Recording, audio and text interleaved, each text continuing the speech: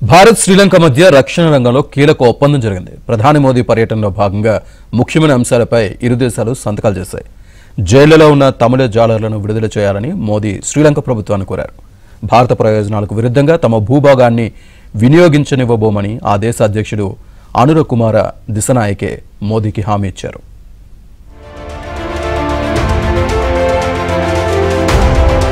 ప్రధాని నరేంద్ర మోదీ శ్రీలంకలో పర్యటించారు. థాయిలాండ్ బీమ్స్టిక్ సదస్సు అనంతరం శ్రీలంక చేరుకున్న ప్రధాని మోదీకి ఘన స్వాగతం లభించింది. బండారు నాయకే ఇంటర్నేషనల్ ఎయిర్పోర్ట్ లో దిగిన ఆయనను లంక ప్రభుత్వం త్రివిధ దళాలతో ఘన స్వాగతం పలికింది.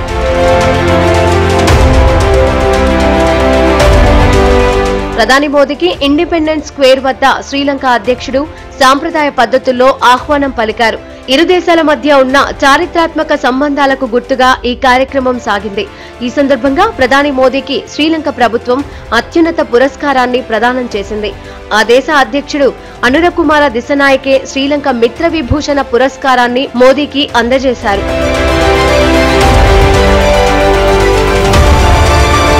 ప్రధాని శ్రీలంక పర్యటనలో భాగంగా ఇరు దేశాల మధ్య సోలార్ ప్లాంట్ సహా ఇతర ప్రాజెక్టు ఒప్పందాలపై ఇరు దేశాల ప్రతినిధులు సంతకాలు చేసి పత్రాలను మార్చుకున్నారు. ఈ సందర్భంగా ప్రధాని మోదీ తమిళ జాలర్ల సమస్యను ఈ సమావేశంలో లేవనెత్తారు. ద్వైపాక్షిక చర్చల్లో భాగంగా అధ్యక్షుడు అనుర కుమార దిశనాయకే వద్ద ప్రస్తావించారు. శ్రీలంక జైళ్లలో ఉన్న తమిళ జాలర్లను వెంటనే విడుదల చేయాలన్నారు. ఇరు దేశాల మధ్య నలుగుతున్న ఈ సమస్యకు పరిష్కారం దిశగా చర్చలు జరిపారు.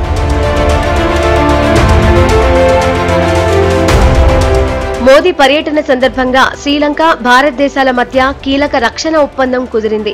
ఈ మేరకు ఇరు దేశాల ప్రతినిధులు సంతకాలు వాటిపై చేశారు. ట్రిమ్ కోమలిని ఇంధన కేంద్రంగా అభివృద్ధి చేయడం, శ్రీలంక తూర్పు ప్రాంతానికి భారత్ గ్రాంట్ అందించడం వంటి ఒప్పందాలు జరిగాయి. అలాగే ఇద్దరు నేతలు సాంపూర్ సౌర విద్యుత్ ప్రాజెక్టును వర్చువల్ గా ప్రారంభించారు.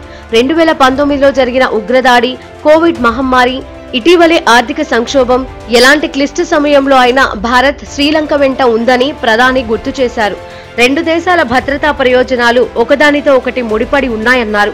ఈ దిశగా జరిగిన రక్షణ సహకారం ఒప్పందాన్ని స్వాగతిస్తున్నట్లు తెలిపారు. భారత ప్రయోజనాలకు విరుద్ధంగా శ్రీలంక భూభాగాన్ని వినియోగించనివ్వబోమని ఆ దేశ అధ్యక్షుడు పేర్కొన్నారు. క్లిష్ట సమయాల్లో భారత్ అందిస్తోన్న సహకారం ఎంతో విలువైనదని శ్రీలంక అధ్యక్షుడు పేర్కొన్నారు.